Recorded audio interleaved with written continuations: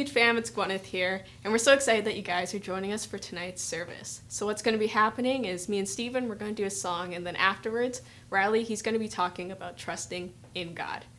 And after we finish the service, there's actually going to be a Zoom call. So for any of you guys who haven't joined our Zoom calls yet, there's a link down in the bio below. So click on that. It's going to take you to the church website. And on the church website, there's a form for your parents to fill out. Once they fill it out, you'll get a code to join the Zoom call. For any of you guys who have already joined our Zoom call, you already have the code, so feel free to hop in right after the service is done. So what we've been doing these past couple of weeks is we've been getting different students who have been on our worship bands, and they've been picking songs and talking about what these songs mean to them. So for this week, we have Rochelle, and she's picked the song Cornerstone, and she's going to be talking about what that means to her. Hey guys, I'm going to be sharing some thoughts on the song Cornerstone. So this song has been one of my favorites since I was a child. It has played a pretty big role in my walk and in my faith in God. This song talks about Christ being the cornerstone, the Lord of Lords, and that the weak will be made strong through his love. This song just shows how much he loves us, and that through our faith and through our walk in God, he's there. And without him, nothing's possible. Through man, nothing's possible, but with God, all things are possible, which is crazy to think about, but it is so, special. Songs are something that you can really connect to, and I find that the cornerstone is something that I can pull close to me and feel like I'm drawing God closer to me and that I'm understanding him and building a relationship with him.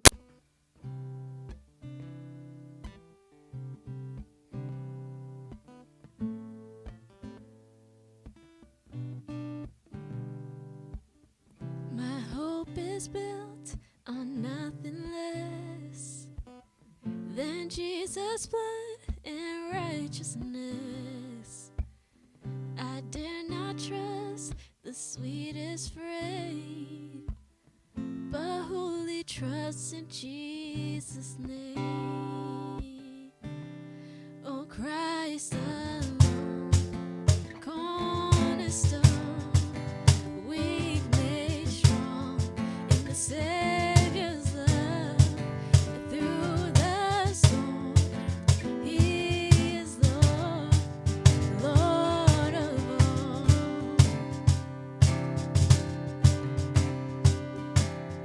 When darkness seems to hide his face, I rest on his unchanging grace. Oh, in every high and stormy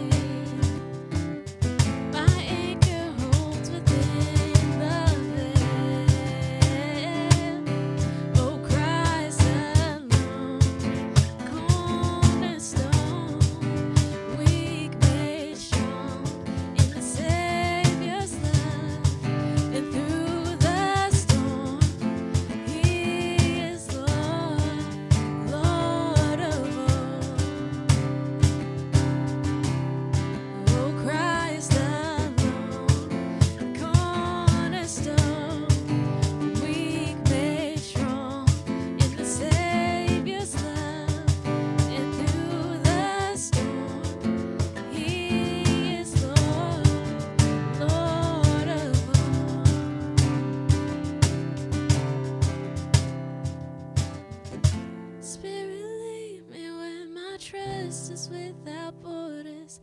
Let me walk upon the waters wherever you would call me.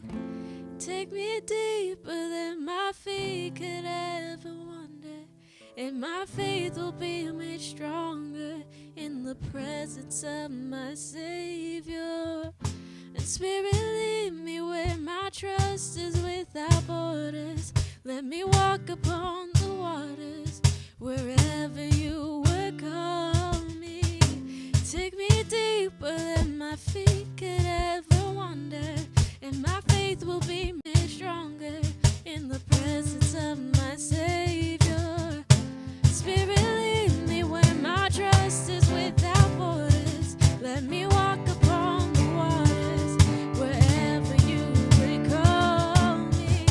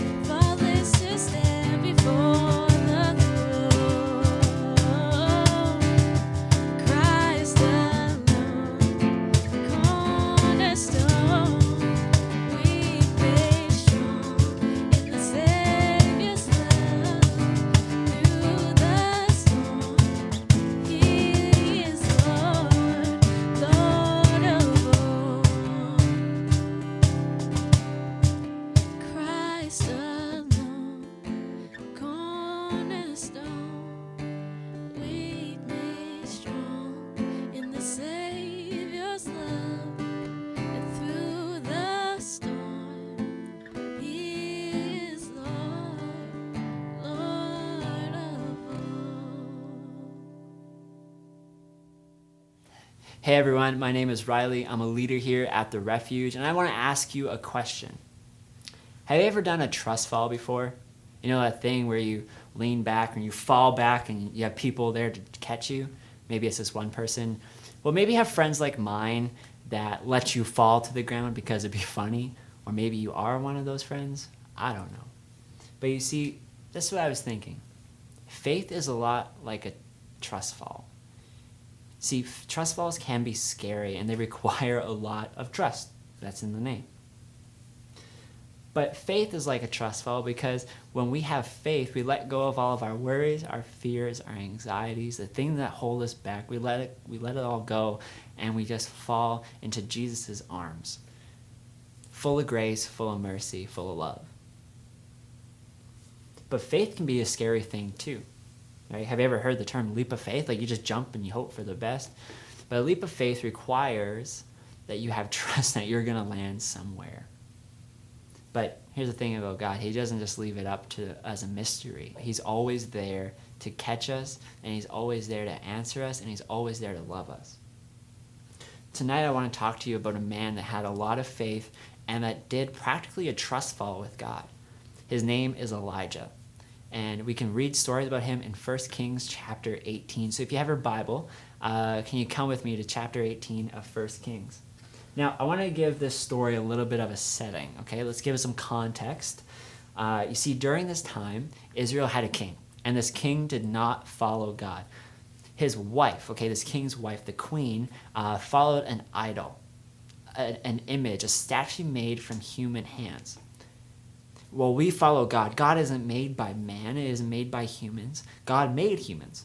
But here, this idol was made from human hands. It was a human idea. This idol's name was Baal. I mean, if you're going to make something up, come up with a better name, maybe. Baal. It was a false god. And you see, God didn't want the people of Israel to follow this false idol.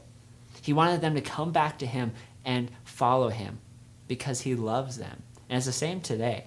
He doesn't want us following things that distract us from him because he loves us and he cares for us and he wants the best for us.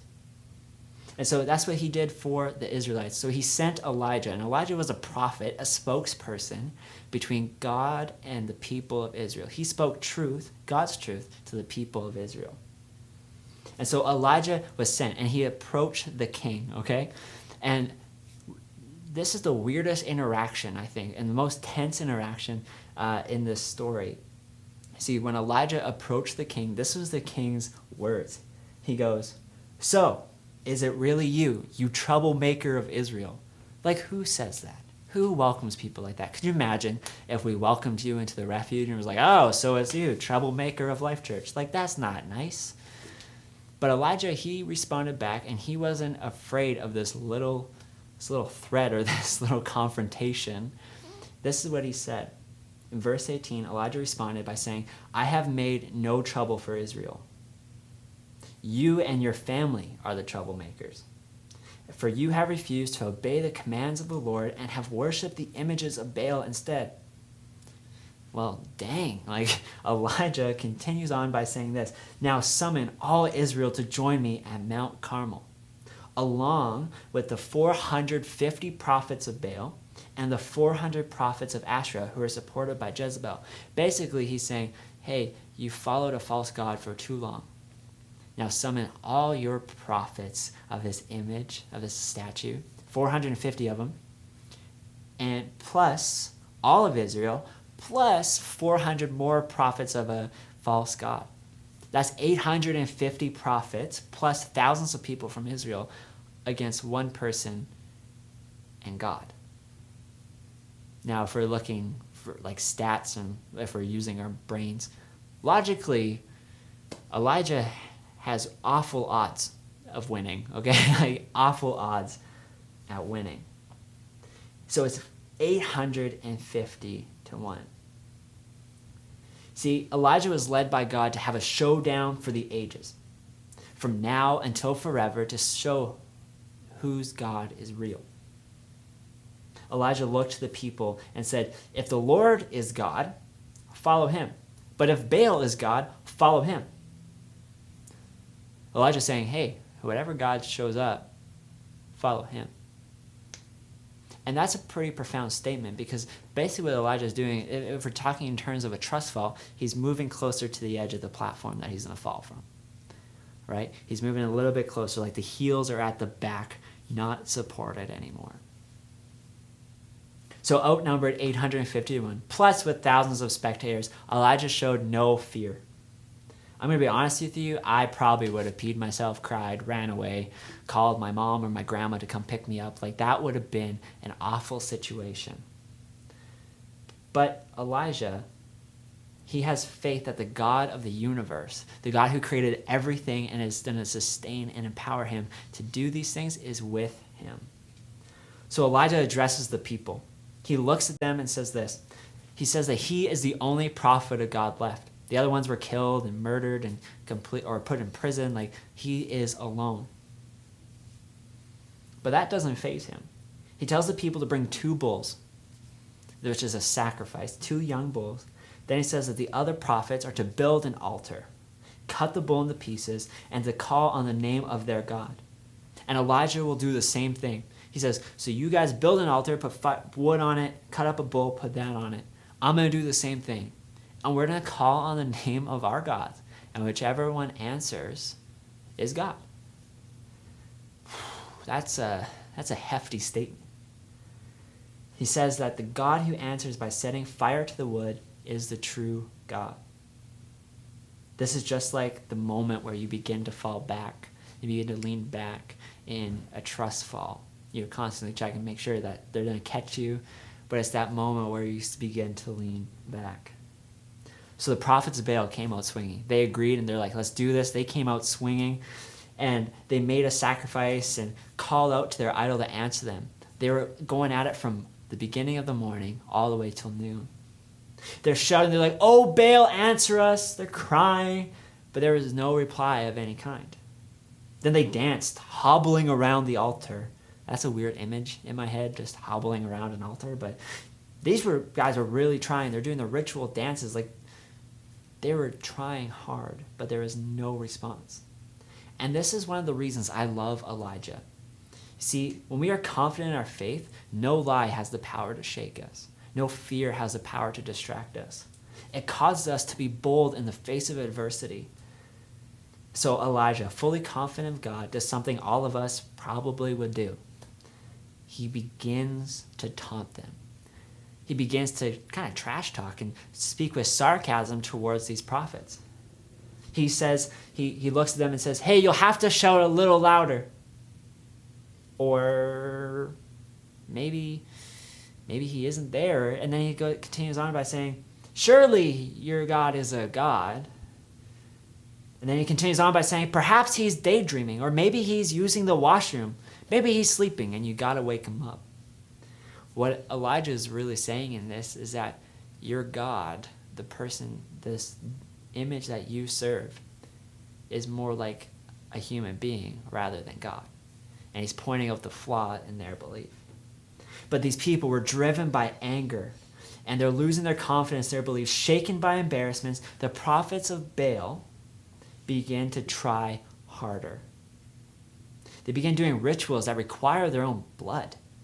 Like, they're pulling out all the stops, yet there's no response.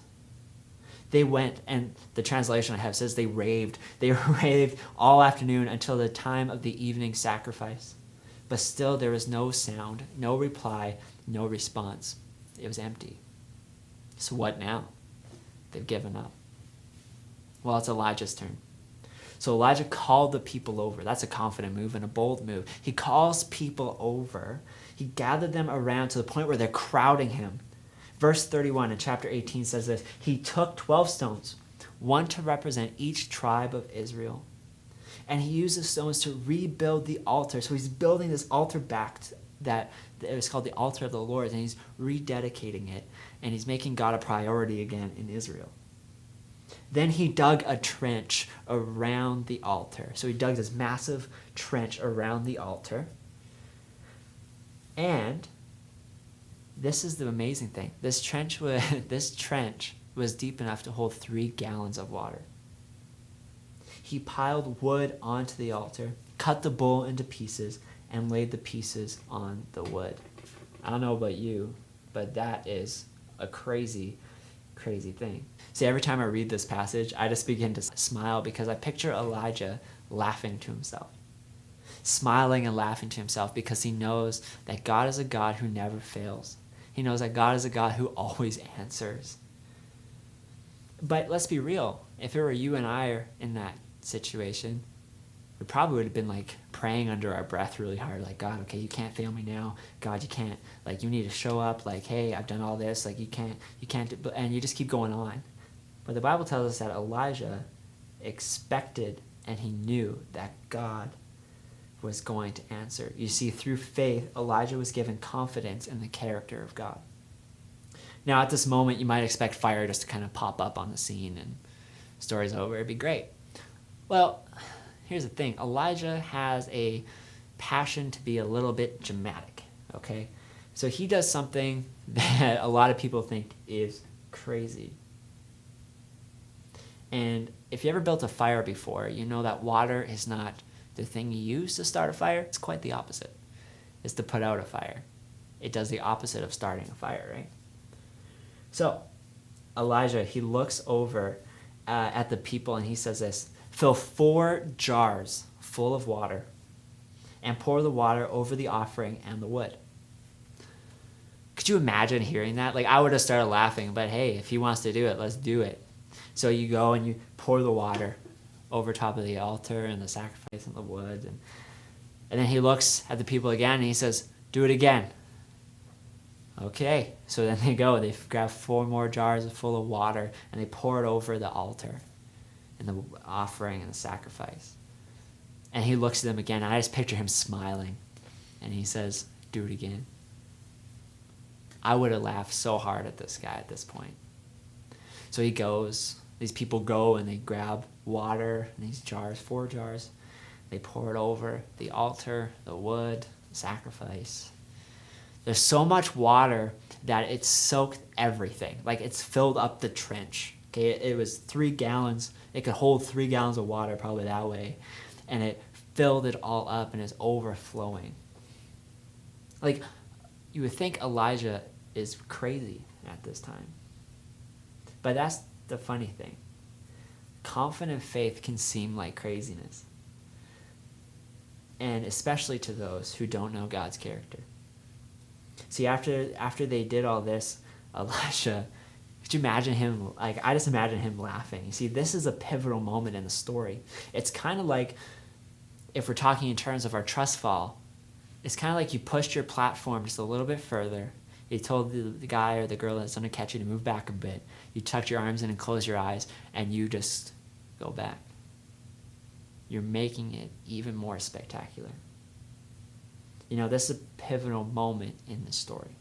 To our logic, this seems like a dumb move, like pure craziness. Yet, wouldn't it be just like God to show us that he is greater than what we know and that he isn't held back by human logic? Oftentimes we like to put restrictions on God, but God is so much greater than the limitations we put on him. So let's continue. Look what happens in verse 36. Elijah walked up to the altar and prayed. This is what he said, O Lord, God of Abraham, Isaac, and Jacob. He's reminding Israel of the history. And then he says, prove today that you are God in Israel and that I am your servant. Prove that I have done all this at your command. O Lord, answer me. Answer me so these people will know that you, O Lord, are God and that you have brought them back to yourself.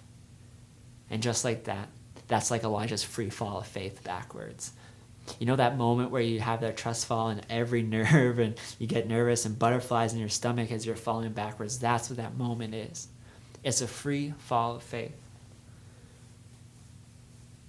See, verse 38 gives us an amazing picture of how God proves that he is still God. Verse 38 says this, immediately the fire of the Lord flashed down from heaven and burned up the young bull, the wood, the stones, and the dust. It even licked up all the water in the trench.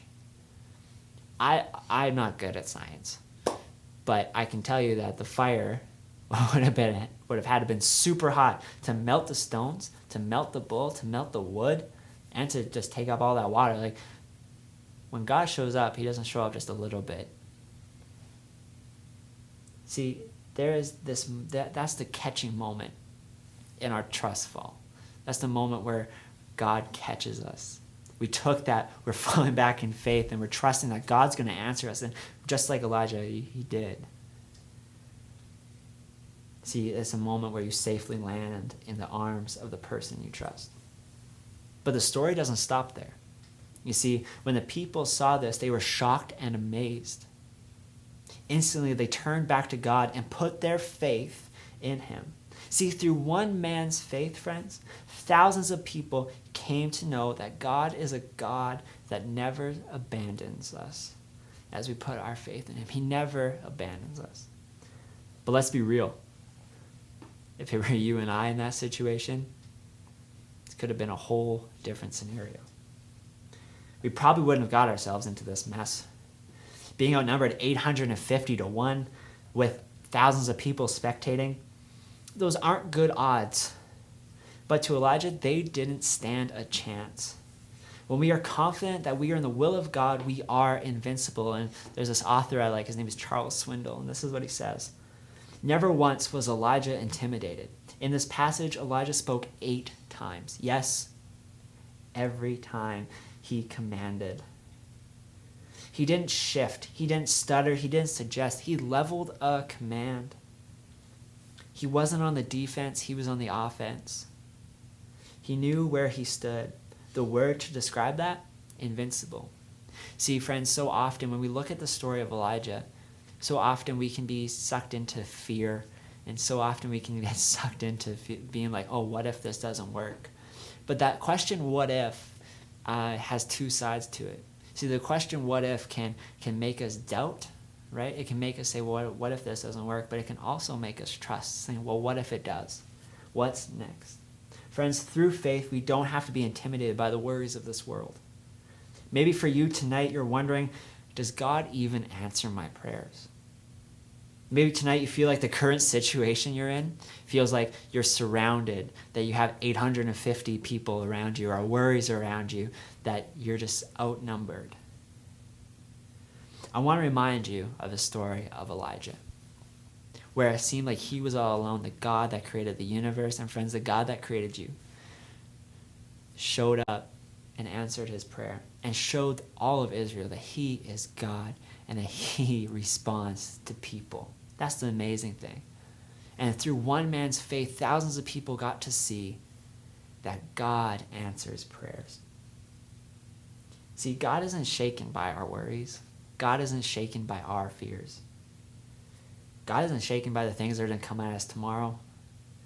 You see, what looks impossible to us is kind of funny, because God knows what's next after that. So tonight you might feel like you're completely hopeless or that you're alone, but friends, I want to encourage you that you are never alone and that you have the God of the universe that's on your side. You see, friends, faith changes our perspective. Faith changes our perspective. Through the story, Elijah could have ran away because of fear, abandoned the whole challenge because of doubt, or even joined the false prophets because he was alone. And I think a lot of the time, though, we do the same thing in our lives. We give in to fear. We let doubt kind of drift us away from things, or we just give in to that pressure because we don't want to be alone. But friends, you're never alone, and oftentimes fear shifts our perspective. It's like a lens. It tints what we see. And so often we just need God to take that fear, replace it with faith so we can see clearly. And I get it. It's hard to trust someone that we don't really know. It is hard. But here's the amazing opportunity that we have. You and I are invited into having a bold faith. This book right here, my Bible, is filled with countless stories of people who had bold faith, who had opportunities and stories that we can read and we can just relate to, because the same God that is in this Bible is the same God that loves you today. And maybe for you, you're saying, Ryley, that's not who I am. Ryley, I'm not that bold person. Ryley, I'm not like that I'm not like Elijah. I can't do anything like that. And can I be real with you? I'm not either. Naturally, I'm quiet. Naturally, I like to run and hide. Naturally, I like to, the fear, I was grip onto fear. Naturally, fear will dictate what I do. But the amazing thing about faith is that it removes that fear and it allows me to trust in God. And that's such a vague statement, but it just means that I'm giving all my worries to him. His hands are bigger than mine anyway, so I'm going to give all my worries to him. And the amazing thing is that Jesus died so that we don't have to live in worries and we don't have to live in fear and doubt and just sitting there saying, I don't know what's next. He died so we can have freedom, and faith brings freedom. And friends, tonight, maybe you feel like you need that freedom. And if that's true, hey, I want to encourage you to talk with your collective leaders because they want to pray for you. They value you and they care for you. See this quote, and I love this quote. It's a quote that some pastor said, and I love it. It says this: Jesus didn't die just to get you into heaven. He died so heaven could get inside of you. See, friends, when we have faith, we don't want to remain the same. And that's the amazing thing about Jesus. And so often, though, we sit and we just want to hold on to fear. But Jesus wants to remove that fear, and he holds out his hand and asks, are you willing to come with him? Are you willing to trust him? Are you willing to just lay aside fears, doubts, and worries and to boldly walk with Jesus? And that's a hard thing, but it's a real thing. So like Elijah, friends, your faith in God can influence thousands, and knowing you, probably millions. But here's the thing. Our faith shows love, shows life, and shows hope to people. That's what you get an opportunity to do every single day. And that's what the amazing thing about our faith does. It shows people who Jesus is. So friends, I'm asking you today, what life you want to live? Do you want to live a life that's driven by fear or driven by faith? Choice is up to you. Thanks. All right. Well, thanks for joining us tonight. So right now we're going to transition into going into our Zoom calls. So feel free to hop on that right now. And again, thank you for joining us tonight.